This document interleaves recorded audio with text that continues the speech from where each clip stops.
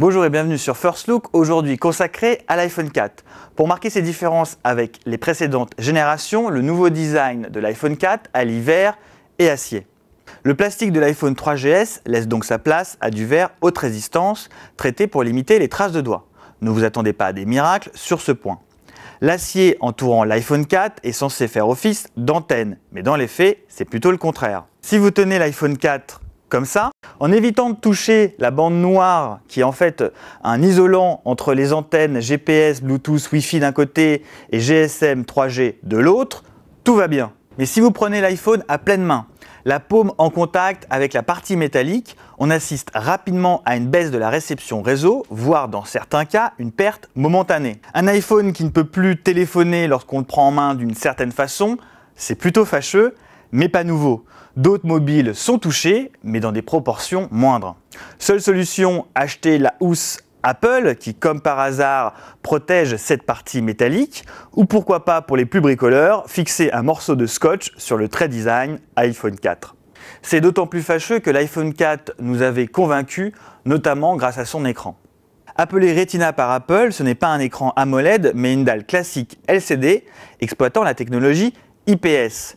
Dalle classique, mais dont la résolution a doublé, on passe à 960 par 640 pixels avec un meilleur contraste de 800 pour 1. Cette haute résolution portée sur un écran de 3,5 pouces offre un affichage riche et très détaillé. On ne perçoit presque plus les pixels. Autre nouveauté, un capteur de 5 mégapixels qui est surtout rétroéclairé. Résultat, l'iPhone 4 est plus sensible à la lumière, un vrai plus dans un environnement sombre. C'est évidemment en extérieur que l'iPhone 4 s'exprime le mieux, les photos sont peu bruitées et les couleurs demeurent précises pour un mobile. On trouve également un flash torche LED assez utile, notamment pour la vidéo. Les vidéos justement sont enregistrées en HD 720p à 30 images secondes. Encore une fois, le résultat est bluffant pour un mobile. Malheureusement, la stabilisation demeure largement perfectible. L'iPhone 4 n'est pas un caméscope de poche, mais il réalise de bonnes photos et vidéos. Et contrairement à un caméscope, vous l'aurez toujours sur vous. D'autant qu'avec l'application iMovie, il est possible de s'exercer au montage vidéo sur son iPhone. Ajout de titres, de musique, de thèmes, le tout en HD 720p avec la possibilité d'envoyer sa création sur YouTube. Je suis en revanche plus tempéré concernant FaceTime, la visioconférence d'Apple. La qualité d'image et l'ergonomie sont en rendez-vous, mais FaceTime ne fonctionne que d'iPhone 4 à iPhone 4. Haute précision, il faudra attendre mi-juin pour l'utiliser en 3G. En attendant, nous sommes limités au Wi-Fi. Salut! La configuration plus musclée de l'iPhone 4 offre une expérience utilisateur sans ralentissement, même avec plusieurs applications en tâche de fond.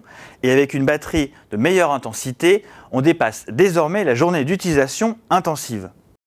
Un mot concernant le nouveau système d'exploitation iOS 4 et le multitâche. Il faut savoir que toutes les applications ne sont pas d'origine multitâche et nécessitent des mises à jour pour le devenir. Les applications compatibles permettent par exemple d'écouter de la musique en tâche de fond ou reprendre une partie là où elle a été arrêtée.